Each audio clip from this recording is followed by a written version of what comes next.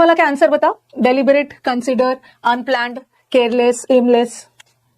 हाँ आंसर बताना पहला वाला। कुछ बच्चे हमारे इंटेंशनल बोल रहे हैं, कुछ बच्चे हमारे इंटेंशनल, देख रही हूँ कि मैं रॉन्ग आ रहा है आंसर, मुझे रॉन्ग आ रहा है।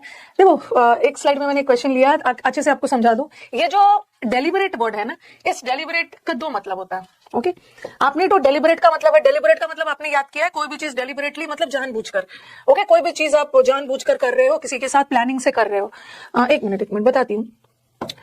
तो ये जो डेलिबरेट है, ये वाक्य में एडजेक्टिव का भी काम करता है, और कभी कभी ये डेलिबरेट वर्ड वाक्य में वर्ब का भी काम करता है। जब ये एडजेक्टिव का काम करता है ना, तो डेलिबरेट का मतलब होता है इंटेंशनल।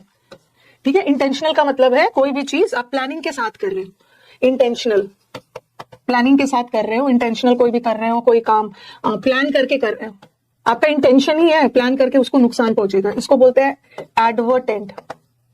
ओके, जानबूझकर, नोइंगली, सब चीज जानबूझकर कर रहे हो। एक तो ये मतलब हो गया।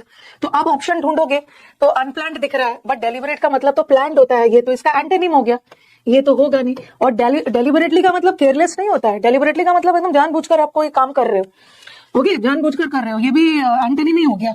और एमलेस का मतलब है बिना किसी एम के, आप बिना किसी एम के नहीं कर रहे हो, आपका इंटेंशन ही है उसको नुकसान पहुंचाना।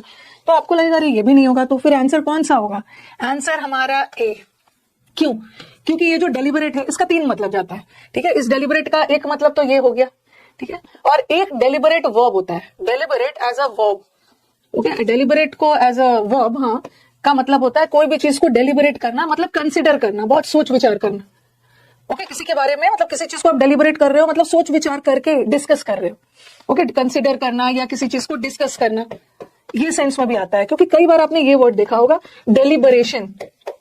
ओके, डेलिबरेशन का मतलब होता है डिस्कशन।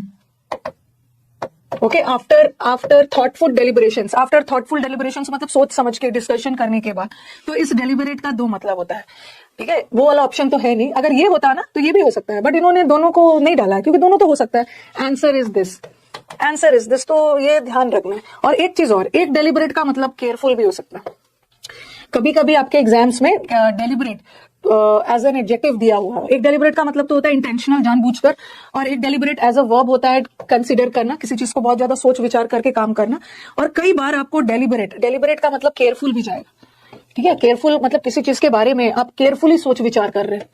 ओके, एकदम प्लानिंग के साथ केयरफुली सोच विचार, तीनों मीनिंग जा सकता है। ओके, तीनों मीनिंग जा सकता है। तो आप देख लेना कि आपके ऑप्शन में क्या है। कोई तो यहाँ आपको मन करेगा ये सब ढूंढने का, अरे डेलिबरेट तो एडजेक्टिव होता है और कंसीडर तो वर्ब है, इसका मतलब इसी तीनों में से होगा, बट डेलिबरेट कभी कभी वर्ब भी होता है।